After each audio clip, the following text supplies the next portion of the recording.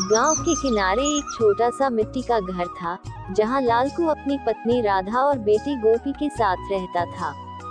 लालकू मेहनत मजदूरी करके अपने परिवार का पेट पालता था, जबकि राधा घर संभालती और गोपी स्कूल जाता था।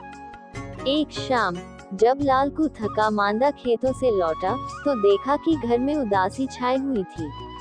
राधा चूल्हे के पास बैठी थी, लेकिन उसके चेहरे पर चिंता की लकीरें साफ नजर आ रही थी। गोपी भी चुपचाप कोने में बैठा था। लालकू चौंक कर बोला, क्या हुआ राधा, घर में इतनी शांति क्यों है? राधा गंभीर स्वर में बोली, गोपी कह रहा है कि उसे स्कूल नहीं जाना, कहता है कि पढ़ाई का कोई फायदा नहीं। लालकू ने हैरानी से गोपी की ओर देखा।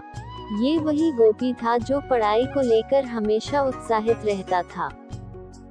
लालकू नरमी से गोपी को बोला, बेटा क्या हुआ, तू स्कूल क्यों नहीं जाना चाहता? गोपी ने सिर झुका लिया और धीरे से बोला, बाबा, स्कूल में मेरे पास अच्छे कपड़े नहीं हैं। बाकी लड़के मेरा मजाक उड़ाते हैं, कहते हैं कि मैं गरीब हूँ, गंदे कपड़े पहनता हूँ। लालकू और राधा एक दूसरे की ओर देखने लगे। गरीबी की मार झेल रहे इस परिवार के लिए नया कपड़ा खरीदना आसान नहीं था, लेकिन बेटे का दुख देखकर लालकू का दिल पसीज गया। राधा सांत्वना देते हुए बोली, बेटा, कपड़ों से इंसान की पहचान नहीं होती, बल्कि उसके ज्ञान और संस्कारों से होती है।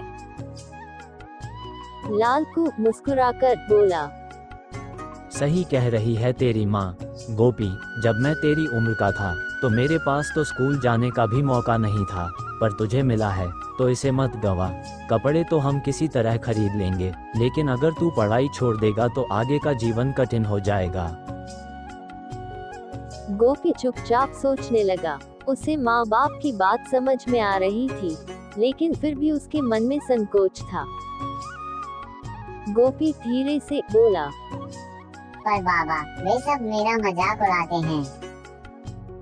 लालकू हौसला देते हुए गोपी को बोला, बेटा, जब कोई मेहनत करता है तो लोग उसका मजाक उड़ाते ही हैं।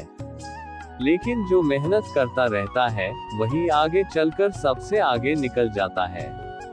तू बस अपनी पढ़ाई पर ध्यान दे। राधा ने गोपी को प्यार से बोली, हम दोनों तेरे साथ हैं बेटा, तू डर मत, तुझे कभी अकेला महसूस नहीं होने देंगे। गोपी की आंखों में चमक आ गई। उसे एहसास हो गया कि असली ताकत कपड़ों में नहीं, बल्कि ज्ञान में होती है। अगले दिन वह फिर से स्कूल जाने को तैयार था, इस बार आत्मविश्वास से भरा हुआ। अच्छे से जाना। हाँ माँ। लालकू और राधा ने एक दूसरे को देखा और मुस्कुरा दिए। उनका बेटा अब गरीबी की नहीं, बल्कि अपने सपनों की राह पर चल पड़ा था।